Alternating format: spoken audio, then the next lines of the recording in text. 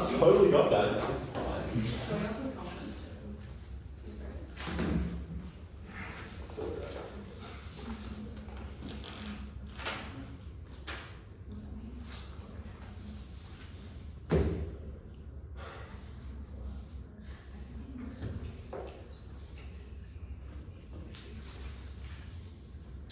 What if this is going to work?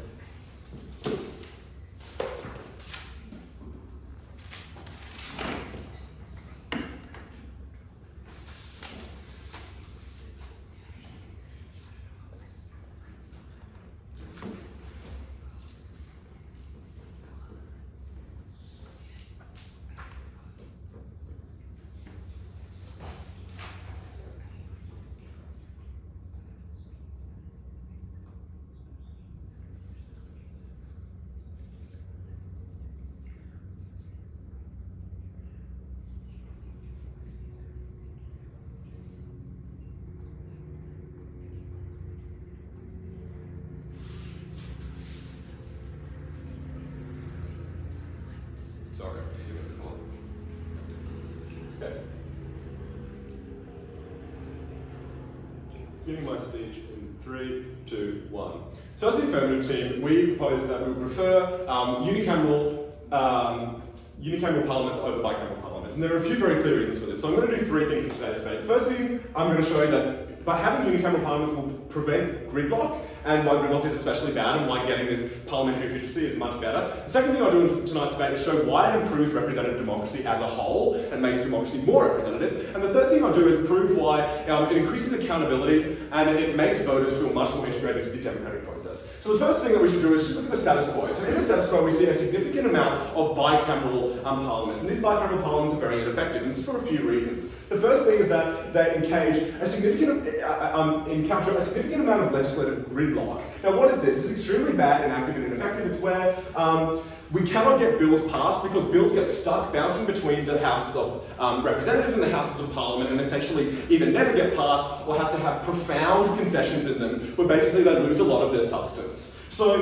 where do we see this? Obviously, we see this in America. We see significant and ongoing legislative gridlock. And this is not just an assertion, I can give you examples. The first example of this is Obamacare, where we see significant health reforms which are extremely popular, but were never able to be passed in their entirety or to any effective extent. They were essentially having to be passed with insane concessions to basically get through the bicameral parliament. And we think this is extremely bad because what it does is it does not actually achieve any of the electoral promises of Obama, makes the Democratic Party much less electable, even though these are essentially good ideas, and also just means that there's nothing going on in Parliament which very much demoralises the general populace, who, I don't know, as a democratic citizen, wants to see democracy actually get done, not just stagnate. So what else happens when we have this sort of extensive gridlock in Australia and America? Well, especially we see issues perpetuated like filibusters, where we basically have politicians standing in the parliament filibustering and filling time for no reason, and this is wasting resources, wasting people's time. We also see this in Australia. This is not isolated, this is all over the place in bicameral systems, like Tony Abbott's tax cuts never getting through. He's elected on this promise, and because of the bicameral system, he's not able to do anything. We think this is extremely bad.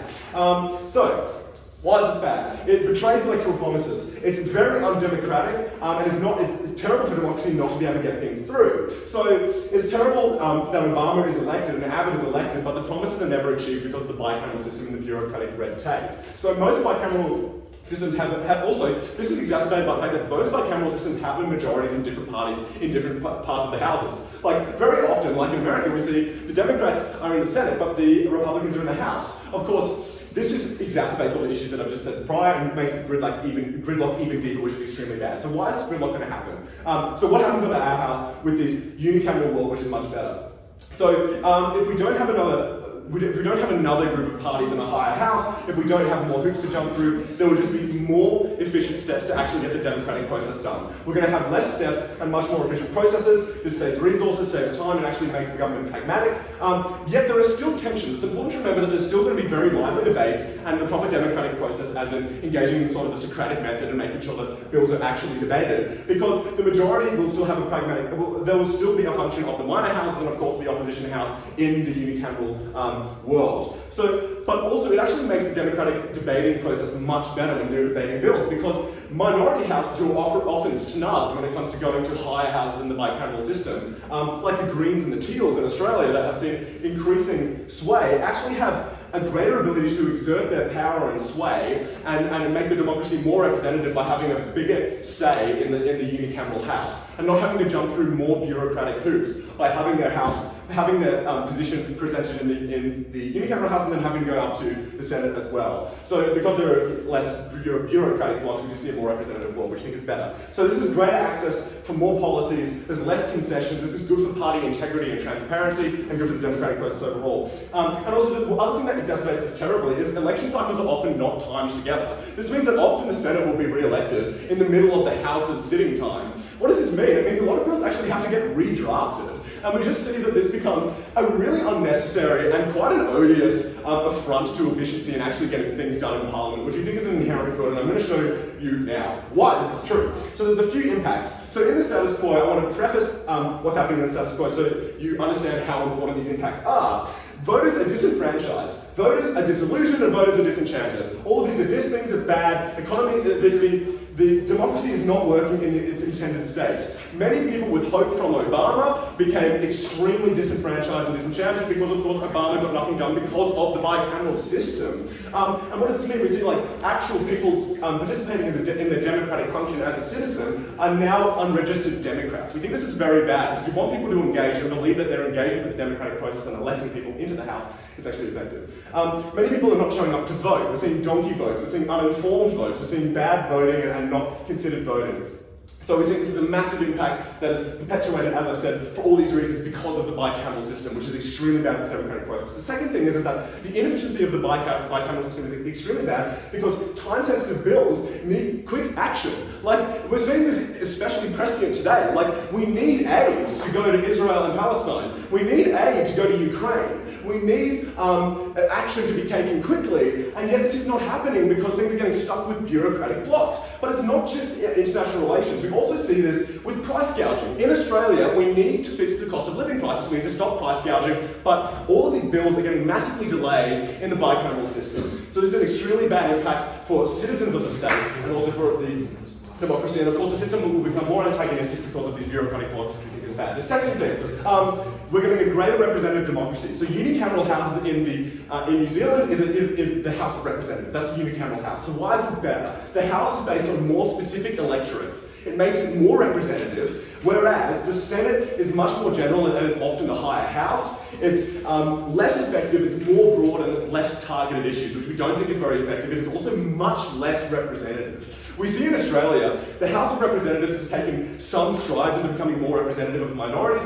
while the Senate has done none of the sort, often because it is state representatives, which we just don't think is good. We prefer unicameral representation. So what are the benefits of the unicameral House of Representative democracy? There are three benefits. The first one is that more local issues are addressed. We see this as a profound issue in the status quo with bicameral houses, where senators often ignore local issues or they chuck these on the back burner, especially when they're trying to get pushed from the House. We see more local issues being addressed in the unicameral House, is more representative.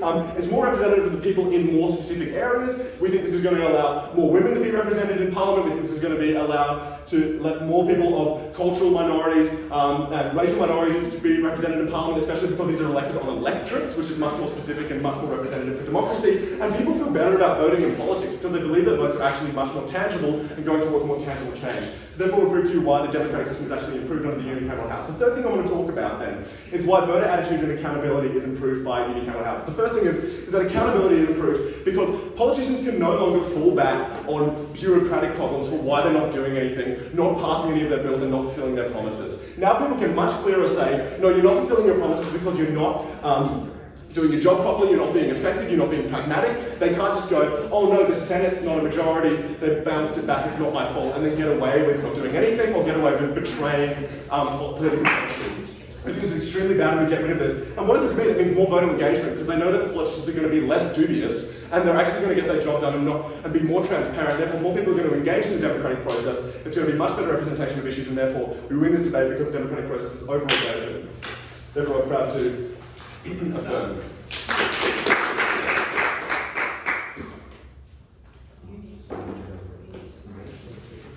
Alright, I welcome the first second speakers to the negative bench.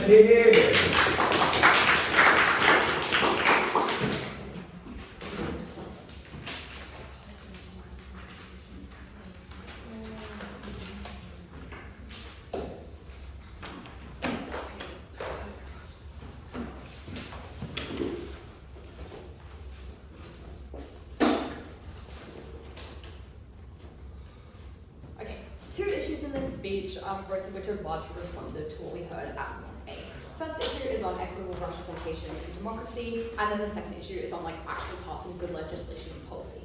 Okay, under this first issue, what does democratic representation actually look like? What should it look like? I think it looks like three things.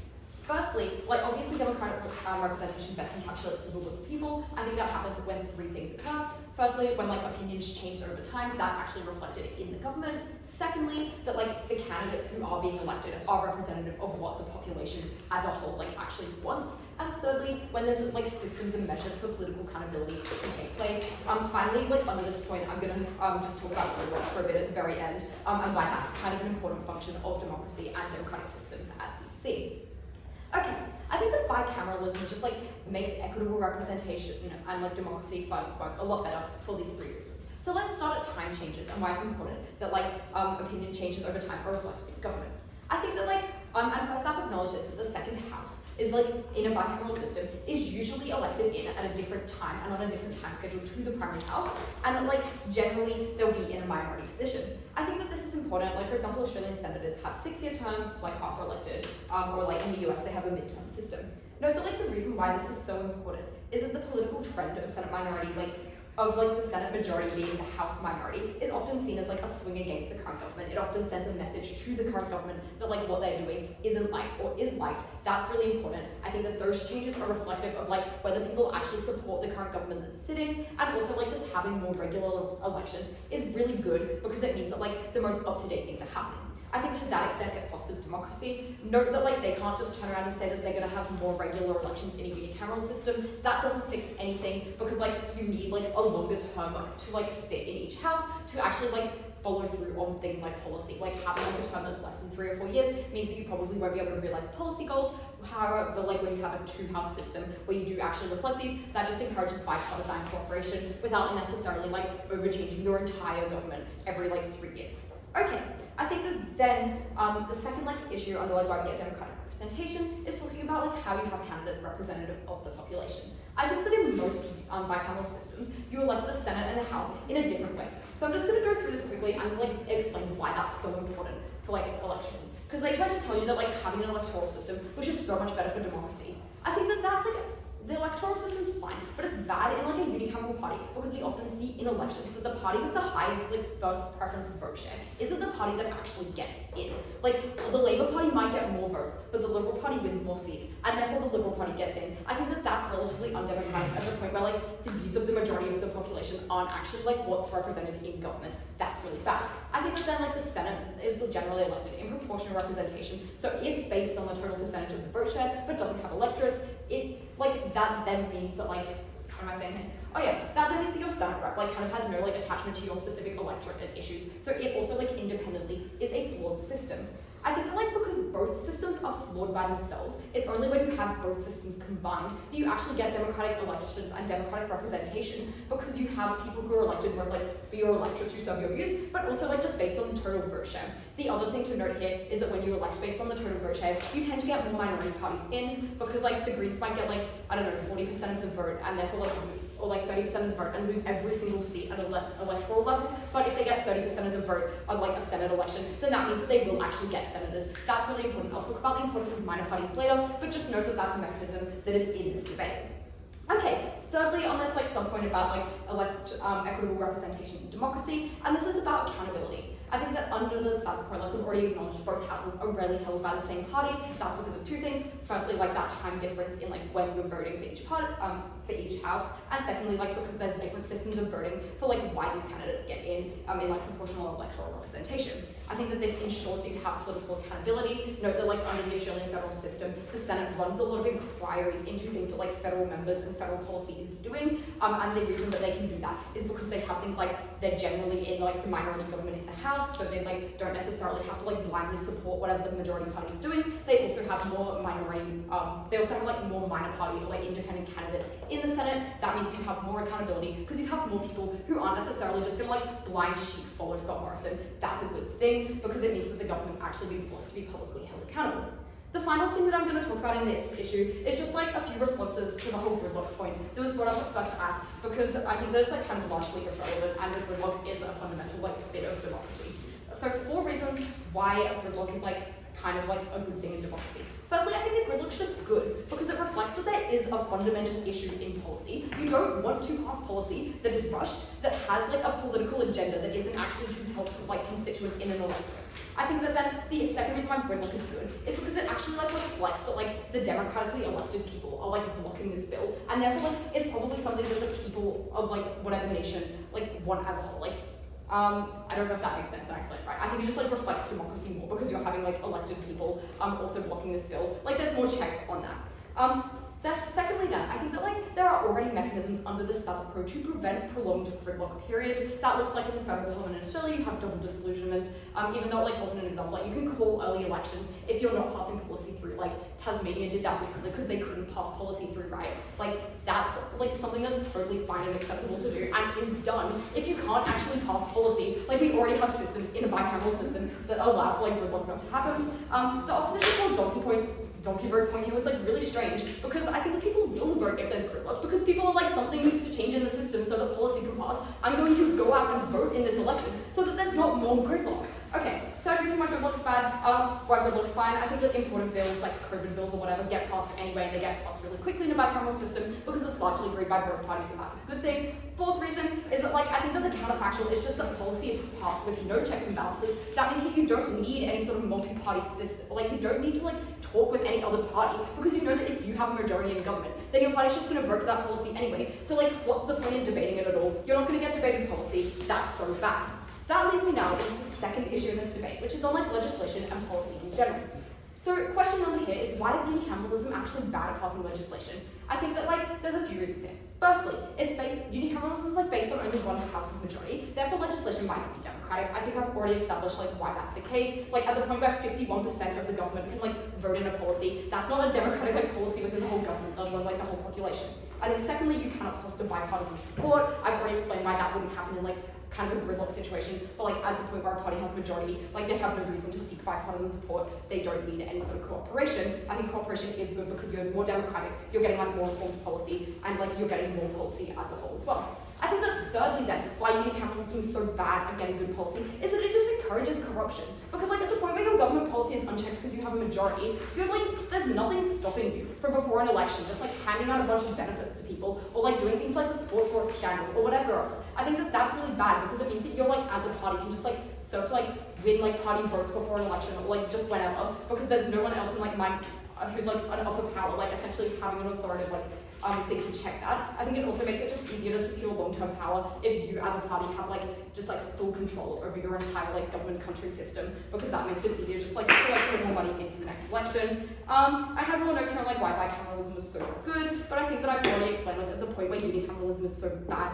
bicameralism is really good. You're just getting policy that's like more heavily scrutinized. That was so much better because it was better. So proud to embrace.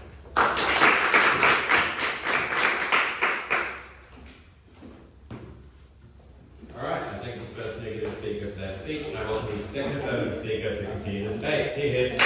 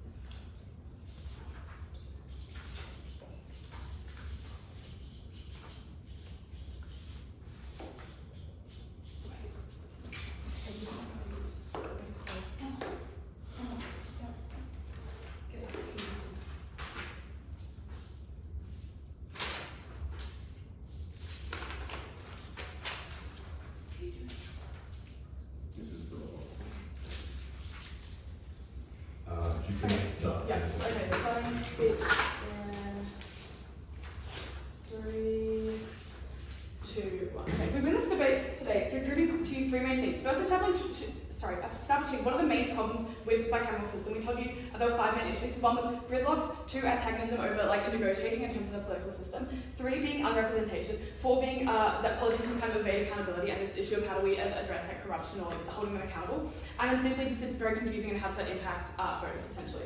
And then that was the main thing of establishing that, and then we proved to you secondly why we get more effective policy through addressing the things of gridlocks and antagonism, and then how do we get better, thirdly, how do we get better accountability through checks and balances and voter engagement, and that's through addressing the final 3 things of unrepresentation, accountability, and confusion. Okay, so let's first start with just pushing again why we think that unicameral systems are more representative. So we're going to be pushing more mechanisms as to support what we told you at first. I think that unicameral parliaments are more akin to a House of Representatives. We see this in the example given in New Zealand, that the one house that, the one legislative system, assembly, whatever, that's in New Zealand is the House of Representatives. And that is elected, as we know, on the basis of more specific electors. So that looks like more geographical and local representation in government. And we think this is a good product of more specific representation of electorates, in that instead of being a whole statewide, which they often have imbalanced amount of people who are voted in, and also just a whole, all of New South Wales, they're not all the same, we need more specific electorates.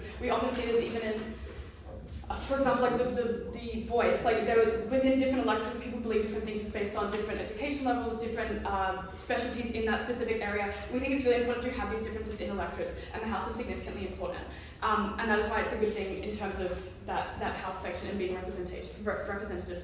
So we think it's a good product of more specific representation of electorates rather than states and territories, to more diverse representation in Parliament depending on more diverse demographics in different electorates. And because of this, people feel more closely attached to a democratic process and people representing them in Parliament. Generally, people look closer or feel closer to the House of Representatives. That's kind of the entire point, that they were representative of the people rather than the Senate. And people are often, just in general, kind of more confused at the Senate. And we think that they're more representative. We then told you at Jacob, why was this good that it was more representative? Because we were able to get more. Look, we're not overturning the system when we suddenly get an insane amount of women or POC into Parliament. We're just saying marginally more, it is better in terms of diversity under unicameral than bicameral because of this representation and the focus on the House of Reps instead of the Senate, and kind of merging those powers into those. Okay, number 2, what am I doing next? Okay, secondly, he's talking about accountability of the Parliament. Essentially, the opposition tried to push back and saying that there is less accountability. They talked about corruption and stuff, which I'll get to just after this. But just first starting, we think accountability already exists in Parliament, which is under public scrutiny as well, and then there's also extra mechanisms that I'll get to in a second, in terms of judiciary. So we think, one, in public scrutiny, this is a method of accountability that exists under both sides. We think, 2, there also exists a separation of powers, which will create accountability in terms of, 1, the judiciary system will interpret and analyse laws, which and able to invalidate certain laws if they violate other laws. We get how the judiciary system works, but that kind of thing, just reinforcing that actually does still exist. So we still do maintain that. And they can also comment on laws and put judicial discretion into this. And then secondly, there is a mechanism of executive function of the government through admin authorities, and that they are able to exercise discretion and can interrogate laws and things like that. So we think, again, and then also, so that, 1, those are 2 kind of checks and balances that already exist in terms of keeping accountability and will remain under unicameral. And then also much of the law today anyway is delegated legislation given to experts, which improve the authority of law. So we think that did not change that dramatically. And then just thirdly, the opposition tell us, they push it further to say that they think this will be used badly under government, especially with corruption, because they basically give an example of well, if you have a majority, then there's nothing stopping you from doing whatever you want before an election, just to kind of pass whatever laws you want, just against the laws. 1, we think in terms of holding a majority before an election or trying to get things through the thing, it's often not, the opposition make it seem like they held 50% of the House, I guess is what we're talking about here. House and therefore can just keep passing through and they don't need to negotiate, and that's where you lose that accountability. But we want to point out that the majority is often only 30%, and so you actually do, it's very rarely 50% of the House of Reps. And so holding that majority would mean you would still have to debate and still have to negotiate with other parties, with other independents, and you can't just do corruption, because 1, we've already had these checks and balances in place in terms of accountability, but also just you do have to, in terms of maps, have to, in order to get that large majority to pass these things, you do actually have to negotiate with other people, make compromises, and do that. So 1, that's one reason why we think that this wouldn't be used badly with that thing. 2, if they were able to then negotiate, get that majority, pass a bunch of these bills through, we don't think that's actually being used badly, because in a democratic state they were voted in, and so literally using the mechanism or raising the negative gifts, that they were voted in democratically, especially by these electorates, and that we get more democratically represented. They were voted in to reflect the population. So if they are like passing a bunch of laws to try and get them through, then that is clearly, usually would be what they promised in the election. That was why they were voted in. We don't often just see parties just like randomly putting in these laws that they weren't actually voted to do, because then they would just immediately be voted out because the public was kind of like, what the fuck are you doing? The opposition doesn't really mechanize why the things that they would pass would necessarily be like evil laws. Like, we're assuming that they would probably be what they were voted in for. But I'll get to in a second why potentially maybe that wouldn't be the case, why we still win on that. And just quickly onto accountability.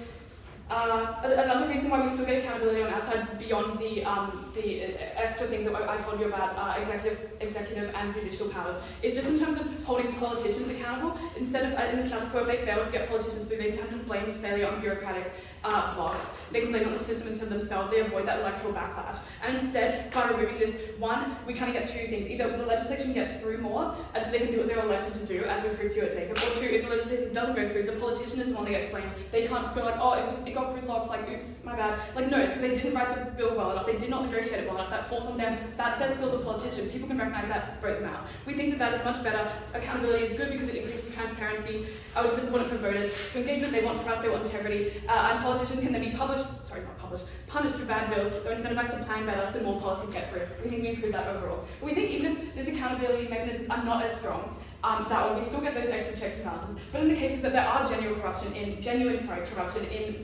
government, if you're like, I'm assuming this is going to be like non-democratic or more authoritarian places, we have a couple of responses to this. One, we think that if they were genuinely like authoritarian like regimes, they would probably be finding a way, even if the system was bicameral, like to assert their power in both the House and the Senate. Like authoritarian measures to gain power have been like rigging elections, propaganda, like extending their terms for a lot. So it hasn't really been to do whether they were unicameral or bicameral. We also just think this is not where just the majority of the debate lies in general. The majority of the world is not like authoritarian states. But also, in addition to this, we think there are still, as I told you, executive and legislative powers. And so, if in non-democratic states, if these were voided, this would become like a totalitarian issue, not really a unicameral or bicameral issue. So that largely fell out of the debate. Okay, moving on. What else did they say? Okay, they said that the minority they said that in response to, basically saying gridlock is good because one, you get better bills because you get them more revised. In response to that is no, they just become more watered down, they have to become more like compromised, or they just get blocked altogether. Like the debate about like the border policy, that was more they had to compromise on that, and then it was a bit of a mess. Or just other ones in general, you do not get the promises that you promised your parties because you have to water that down. That's just literally how it works. You do not get better bills because of gridlocks. That doesn't make sense. Two, they said if they were being blocked, then it reflects what the people want because like they vote these people in and then they're blocking it. Well, no, because if they're being blocked, it's probably like we see in the US, like the House is the majority Republican, the Senate is the majority Democrat. So how does that make sense if that was them being like voted in to reflect that? Because obviously the population split doesn't really make sense. And then thirdly said if it looks so bad, people just vote to change the system. People become more confused, they become more disenfranchised, they just become pissed off with the gridlock and they just stop voting. Those reasons very, very hard to affirm.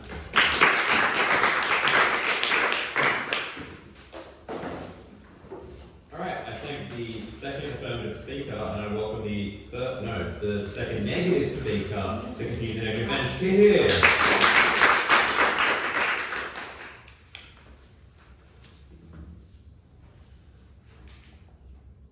Four things in this speech. First off, I'll talk about the quantity of policy that is passed. Secondly, I'll talk about quality. Thirdly, on representation. And then finally, on accountability. Let's start off with quantity then. Their main claim here is that bills do not get passed due to things like gridlock, or otherwise massive concessions do need to be made. I'm just going to reiterate what we tell you at first, that is to say concessions are good because it ensures both parties, if we are talking about a two-party state, are represented in the outcome of the policy. The reason why that is important is because voting in two-party systems, an election win is oftentimes marginal, which is to say I think 40% of the population at least are still like Republicans during Obama's regime, which means they probably still do have certain interests which deserve to be represented. The second thing to note as well is I think gridlock actually ensures that you have a lot more publicity and media surrounding this issue. It shows that it is an important issue, and I think this galvanizes politicians to do a lot more, like for example, make good concessions. I do not think this necessarily needs to lead to worse policy. I would suggest we vote in fairly competent people that are fairly good at making policy. What are the impacts of this that they talk about? They tell us that speed matters, and they also tell us that when voters see nothing going on in Parliament, that they are demoralised.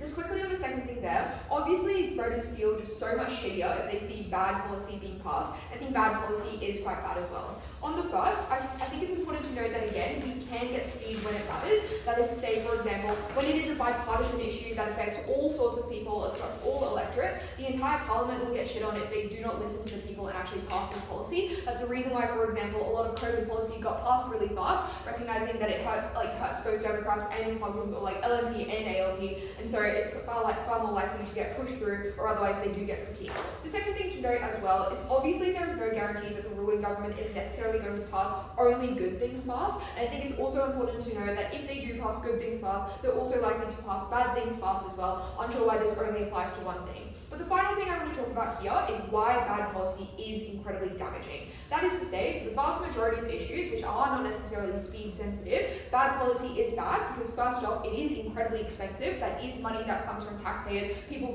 should not be obligated to pay for bad policy. But secondly, it makes it seem as though particular issues have been solved, and it reduces the amount of political capital that people have to advocate on these issues, or politicians to ask for more policy to be passed as well. But the final thing to note as well is if we want to believe, I think second outside context push there regarding like developing states. Obviously, in developing states, there is the capacity for bad policies to be passed, or for example, in like weaker democracies, that bad policies can look incredibly bad, like things that encroach on people's democratic rights. Obviously, those are not things that should be passed without any sort of check and balance whatsoever. Secondly, then, on the quality of the policy. Their main claim here is that you still have some sort of big debate, and they tell us that minority parties are now more involved. I just think this is untrue for all of the reasons why we tell you at first. But the other thing to note as well is even if there is good discussion, it doesn't actually manifest in any sort of change under their world. And the reason why is because you do not have any other power within this house that you can actually bargain with. Politicians don't listen to other politicians because they're best friends and love listening to people. They only listen to people if you have something that you can hold over their head. The other thing I want to talk about here is what sorts of changes we are talking about in terms of what sorts of things are the things that they consider concessions on their side. I think this looks like, for example, ensuring that the sorts of policies that have been crafted by the other party are unbiased in what sorts of electorates are advantage, and ensuring that your electorates also are advantage. I think it also looks like making sure that this policy aligns with the specific interests of the stakeholders that you are meant to represent, and or just generally trying to make it better policy, make it cheaper in ways, like cut costs where you can cut costs, and just making it better policy. And I think that just ensures that the policy that is passed is going to be far better. Note also, in the vast majority of circumstances, because not every policy is about pandemics, quality ultimately should be weighed over the quantity of policy that is passed. Okay, then on representation. Their main claim here is that you have more representation that is specific to electorates, and they tell us that local issues are going to be addressed. I think the first thing to recognize here is that obviously we still have the House of Representatives, or whatever analogous situation there is in like America, and I think what that means is that obviously it is symmetrical up to that point. You can still claim those benefits. They still are able to represent their interests in terms of crafting policy that helps these people, but in fact I think it's even better on our side, because the notable reason why is because they do not get things like diversity on their side. I'm a little bit curious as to how First Half manages to make the claim that like all the women or all the POC like live in one electorate and then presumably can like be represented by their electorate representative. I don't think that's how women or POC live. I think the reason why we are able to improve this is obviously just look at the empirical examples. The Senate is more diverse than the House of Representatives. The other reason why this is important is because diversity in the Senate comes before diversity in the House of Representatives. That is to say, you vote in diverse members of like diverse politicians, you show the people, you signal to the parties that that is what you want, and that is what you feel represented by, and that incentivizes parties to put more diverse candidates into each electorate, and with the security that they know that this will likely succeed. The other thing, again, to note as well is obviously different forms of representation are important as well. That is to say, states are likely to have unique interests compared to people in electorates, and I think states are able to benefit the people that live within their state with different policy compared to those of the electorate, so I think this is an important advantage. But the final thing as well is what we tell you at first, that is to say, with the fact that the election cycles are mismatched, I think this encourages people to have political parties to try and do outreach into communities far more consistently across every stage of the election cycle. And obviously that is because you do not want to lose seats in either house. That is the reason why we get action and like policy passed throughout the entire election cycle, instead of just like a government passing policy right before the election to try and seduce voters over to their side. Finally then, on accountability. I'll address corruption first. Their main claim here is that you our main claim here is that you're able to keep the ruling government in check, and that is uniquely because you're able to do things like look into the other house. The main responses that we hear is that you have things like public scrutiny or otherwise a separation of powers. Obviously we have both of those things as well, but I think the key things to note there is it requires people to find out and tell people as well, and I would say that the average person or the average judge probably does not walk around Parliament looking for corruption scandals, and I think what this means is that it is reliant on other politicians to come forward instead, or otherwise it's a super slow process as well, so it's uniquely quite bad. So, the reason why this is uniquely important for Parliament, in terms of the ability of one house to check in on the other, is because corruption just is incredibly impactful. This means millions of dollars are wasted, this means bad people are in power, this means bad policy gets passed, but also, again, the police are uniquely bad at trying to police within this area, specifically with relation to politicians, because the people that we are talking about are so incredibly powerful. The average policeman probably cannot win against Anthony Albanese. I would suggest it's important to keep him in check. The second response that we hear is that the majority only needs to be 30%, so on and so forth, or like the response that we hear at second. I would suggest that if this is true, and if this is the sense and characterization that they want to support, then they must accept all of the negatives regarding like gridlock happening or things just generally being slow. But again, I think it's important to note that in the vast majority of like two-party systems, which I think are what we are talking about, they do require majorities.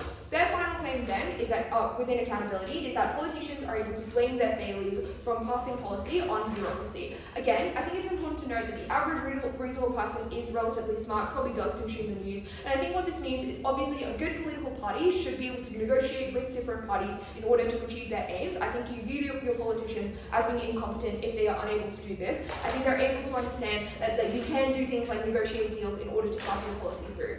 But the other thing as well is, again, if we are to believe the 30% characterization that their second talks about, then I think presumably on their side as well, you can blame it on like the other party being like too powerful, or the minor parties being too silly and not like going over to their side and agreeing with them. And I think that's the reason why none of their benefits can actually be good. Ultimately, because we are the only side that is able to ensure representation, but also ensure good policy instead of bad policies passed, so proud to oppose.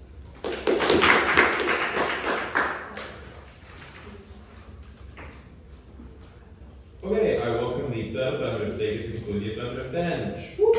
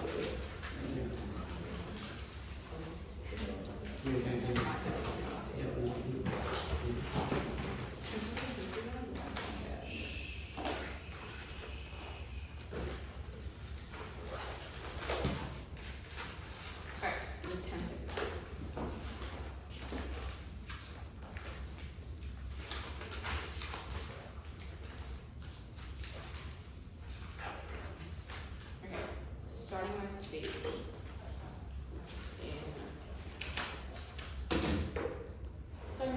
in 3, 2, 1.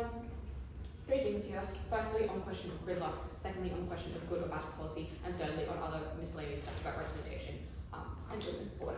Okay, first let's deal with gridlock. So I'm going to respond to pretty much every single claim brought out by the opposition on why gridlock is actually a good thing that's functionally necessary for democracy. First thing I'm going to tell you is that they don't want rush policy. What I would like to tell you is that a unicameral parliament does not mean that we're suddenly able to pass policy at the speed of light. There are still checks and balances that exist within the parliamentary system itself, and there are also checks and balances that exist outside of the parliamentary system, in the sense that if you pass policy that's particularly bad, a judge is going to call you out on it, like being interpreted a certain way in the court of law. There exist alternative forms of separation of powers, but also the notable problem in our status quo is that policy is actually too slow. And there are a number of reasons that this is just empirically true, because we see this with policy, for example, with aid in Gaza, where it's literally just being stuck in the American Parliament, and the opposition just asserts that important bills are able to pass through anyway. And they use the COVID bills as an example. But I think the reason that the COVID bills are particularly unique was because this was an all-encompassing pandemic that literally affected every single aspect of our lives. I do not think the bar for passing policy quickly should be a global pandemic. I think things like genocides in other countries and the cost of living crisis in our own country should make the bar for policy to be passed quickly and effectively. And they clearly don't. They empirically don't, panel, but they also just logistically cannot be passed quickly because they must go back and forth through two different houses that have two different majorities in power and constantly okay. So now that I've proven that speed is, the speed of bipartisan issues is not the bar that we want to meet, and that we should, strive to do better for ourselves. The second thing they tell you is that gridlock is good because it reflects that the democratically elected people are blocking the bill. I want to really sort of untangle what this actually means and what it looks like when there are different parties in power in different houses, because what the opposition seems to think is that it's the same set of people that voted for Labour in one election that then vote for the Liberals in the Senate and have these two separate parties in power. What I'm trying to explain to you is that the different party majorities are not necessarily reflective of the same group of people having changing attitudes over time. Often it's just reflective of the fact that we do have various views in our society, and so 30% of people are voting for Liberals and 20% of people are voting for Labour or whatever. The point is, these are different groups of people, and what ends up happening is that these two separate parties end up, theoretically looking good because the two different houses end up theoretically representing all of society, but obviously just ends up in a deadlock because now you've represented everyone, you're effectively representing no one because you constantly are going back and forth on policy.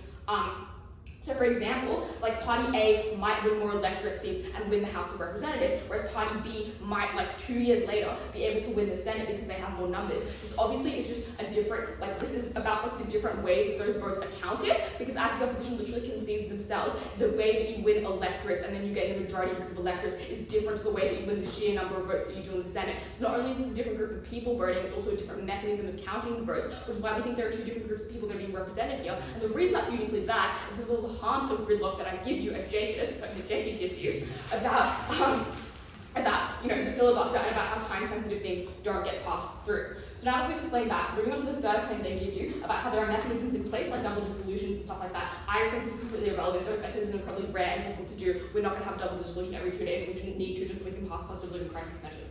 Okay, the fourth thing that they tell you is that concessions are good because it enables parties to sort of comply to the median demands of people, and they have to do things like that. First thing I want to tell you in response is that these are not just small concessions that are being made, but huge structural changes and often complete shifts to a bill. We literally did a debate yesterday about how a singular bill that the Republicans wanted passed about a sole issue of the border wall had to be turned into a bill that had 3 other additional completely unrelated things added to it just to be passed through. I would not call this a small concession. I doubt your average Republican voter would call this a small concession. This leads to things like disillusionment in the party. This leads to things like disillusionment in the political system overall. And in countries like America where voting isn't compulsory, this leads to a complete abstainment from the process itself. It's obviously bad for democracy. Okay, the fifth thing they tell you is that they don't tell you the fifth thing. That's all the things. Okay, I just want to reiterate though at the end of this class that I've proven to you the reasons why bicameral party rooms are less effective, because they have things like filibuster and they have antagonistic blocking of parties, antagonistic blocking of policy that goes beyond just what people think. The second thing I've hopefully proven to you is why it is not the same group of people that are changing their attitudes every 2 years and voting in new people in the Senate, but it's different types of people, and representing everyone is ineffective in getting any policy at all through. And the third thing I've proven to you is that it is not true that in cases of bipartisan extremely important issues that we are able to get policy through quickly. The only example that they can give you, panel, is COVID. I think that is a bar that is far too high for us to reasonably want to meet on a regular basis. Okay, now moving on to the question of bad policy. First thing that I'd like to point out is I'm unsure why the opposition is acting like debates do not exist in a unicameral system. You're still able to do things like debate on a policy. You're still able to do things like have smaller politicians call you out because you've drafted something badly. Also, a lot of the time, you don't hold a necessarily above 50% majority. You might hold 40, you might hold 35. You might be in a literal coalition. Like the party that's in power in Australia most of the time is the coalition. They are in with the enacted, right? And so obviously, like, you then have to work with these other parties in order to get your majority there in the first place. But even let's assume worst case scenario, there's a party that holds like fucking 70% of the unicameral system. There are still dissenting opinions within a singular party. There are Labour candidates from different areas that are maybe poorer or richer. There are Liberal candidates from areas that are perhaps more liberal than the average Liberal candidate. And what that means is that you have dissenting opinions within one party, so you still have that kind of debate, you still have perspective from different areas, right? The second thing they tell you is that it's bad policy because it's likely to be corrupt and passed quickly. I would explain to you why it's unlikely to be passed quickly because nothing ever happens quickly in Parliament. But also, it's unlikely to be bad and corrupt policy because of the number of reasons. Firstly, you have more direct accountability when you only have one house, because now your constituents, like Jacob tells you, now you are able to hide behind the guise of bureaucracy when talking to your constituents. You can't be Obama and say things like, I'm sorry, I tried to get Obamacare through properly, but the Republicans just wouldn't let me. You can't do that for 8 years straight. You have to own up to the fact that you didn't make reasonable concessions. And note that it's important, panel, that the concessions that you make in unicameral systems are reasonable, unlike the concessions you have to make in bicameral system, because in bicameral system, the entire other house has a majority, or has a majority that's usually different to yours, which means that they often want you to make huge structural changes because they have the capacity to force those huge changes onto you, like we see with the border bill. You can't do this in a unicameral system because you obviously just have less of them in there, and because you have more of a transparent open framework, right? Secondly, you obviously just have less potential to do things like filibuster. It's much harder to do when you have less bureaucracy surrounding you, you have less people in that. Which means that you get increased accountability, which firstly lessens the potential for corruption because you're unable to hide behind that bureaucratic stuff. But secondly, lessens your incentive to even be corrupt in the first place because you have the incentive to be re-elected and actually pass good policy, and you also don't have the excuses that I said earlier. Also on bad policy, they tell you that campaigning consistently is good and that having election terms at different cycles is good. First thing I'd like to note is that I'm unsure whether it's exclusive to having a bicameral system. Politicians are usually campaigning constantly in other different ways, like literally like the debates that they have in a unicameral system can be considered a form of campaigning. When the Liberals get up and they're like, Labour has this bill and it sucks so bad and we hate them, and they do TV interviews and they send emails to their constituents. I get like 15 emails from Susan a day about like whatever Labour issue is like relevant at the moment. That kind of stuff still exists, and so this campaigning consistently like happens across the political spectrum regardless of what kind of like legislature you have.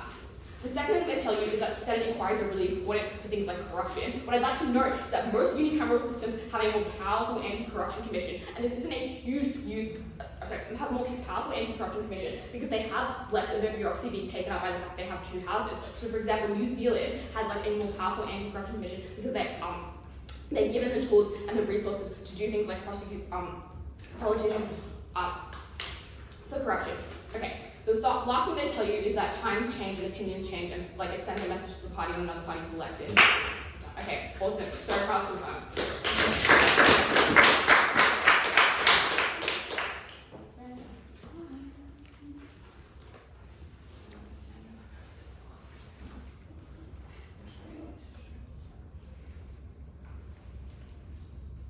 Alright, I welcome the third negative speakers to conclude this afternoon's debate.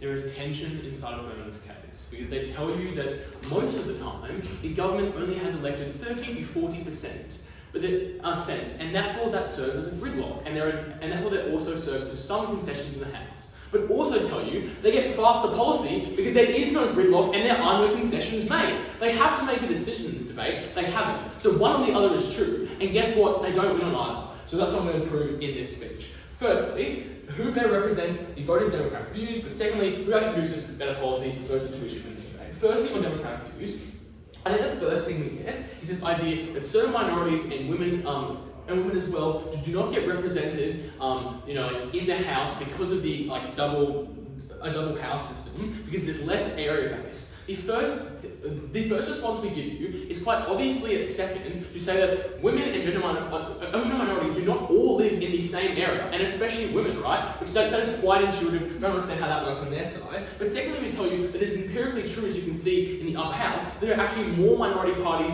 in that. And the reasons we give you are quite clear at first, because when you're voting for the Senate, you vote on a state based on percentage. When you're voting in your seat, you might get a 70% Labour winning your seat, but then you only get one member. But obviously, obviously for minor parties, those votes don't accrue over one seat, they accrue over a state or they accrue over a country. And what that means is you actually get more minority parties represented and more minority ideals represented. And why that's so important? Well, first, it just co-opt everything they tell you, but secondly, because for minorities, if they got disenfranchised out of voting, what that means is if we take, for example, white men get disenfranchised out of voting, there are like so many more white men to take up that same spot in voting. But if you get minorities, disenfranchised out of voting, there are not as many more minorities to have it up. So obviously, firstly, our side is better for minorities, but you should weigh minorities up far more high than you should just other people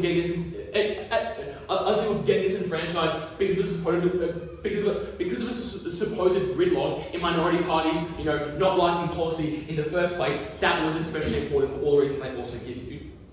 But more importantly, that isn't a party-based issue. So for example, parties are the ones who put people in these seats in the first place. Obviously, parties have an incentive to put people in these seats who are minorities, because obviously minorities, if they don't see themselves represented in policy, or people they weren't spoken to in the first place, unclear how that works on their side. I would also like to say,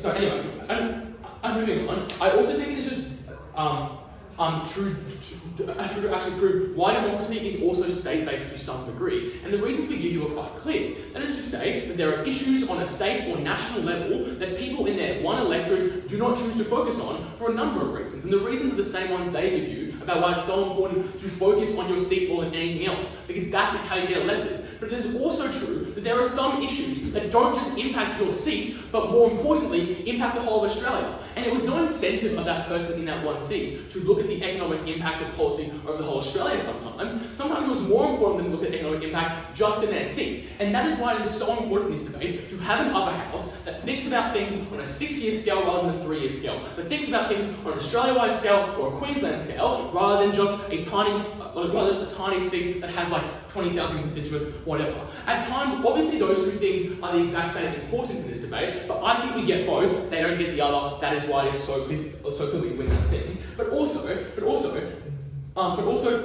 I think they then try to claim this idea that because the party can pass more policy, it is actually less democratic for them not to be able to pass policy and get blocked because things like Obamacare got blocked. Note that people who voted Republicans in, and people of America did not like Obamacare, so it doesn't matter on this democracy point whether or not that policy was a good or bad thing. It just matters whether or not the people actually liked it in the first place. And obviously, if the Republicans had enough votes to be able to block Obamacare, they probably actually cared about enough to not like it. Those people in the minority still deserve to be represented, even in a two-party system. And therefore, I think it's especially true that things like that, just like although there might be good policies, democracy always deserves to be represented because that is how people have their vote. And I think to that extent, how would you feel, like on the franchise point, you'd obviously feel like, as a Republican in that sense, and you didn't get to have that say, you'd obviously feel disenfranchised. But that is like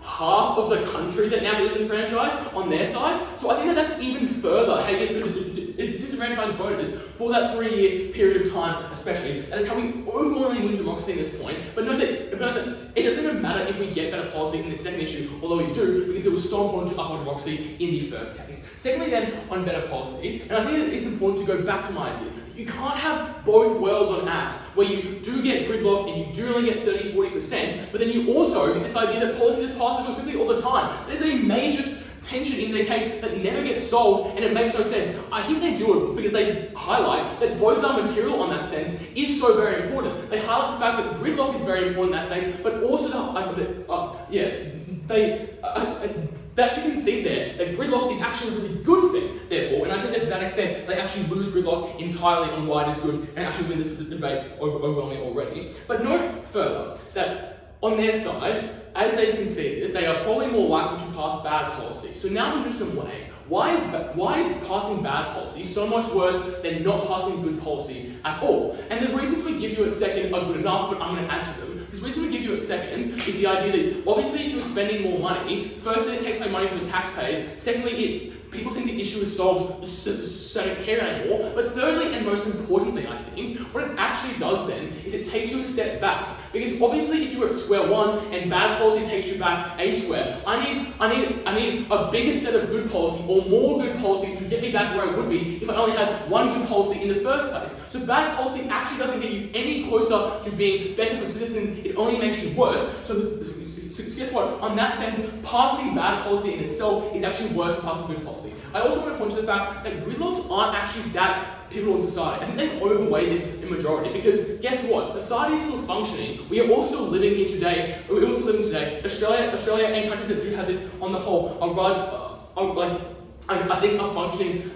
in most cases. And oftentimes this sort of gridlock isn't why countries have issues in the whole sense, but also lastly, I want to point to the fact that they never actually contested the idea that probably fast policy will pass all the time. They tried to do this at third by saying that, oh well, fast policy like things in Gaza and Israel isn't getting passed, but no, that's because some of the country, a large bloc, just doesn't agree with it in the first case. Go back to my democracy point. So that it didn't matter if it was good policy in the first case, all that mattered was the fact that if they have a democracy or not, if people actually cared about it in the first case. They're then trying to claim that they have more accountability somehow by not having this gridlock, but also having it at the same time. And the reason they have more accountability are firstly on the gridlock, which obviously they can't contest with at the same time, but secondly on the idea of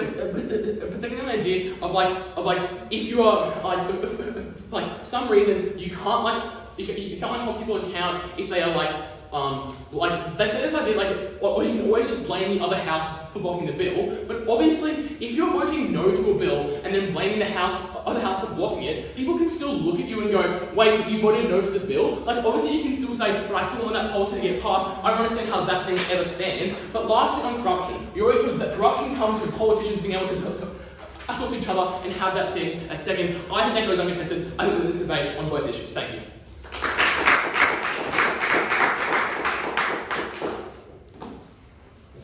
Yay, thank you everyone.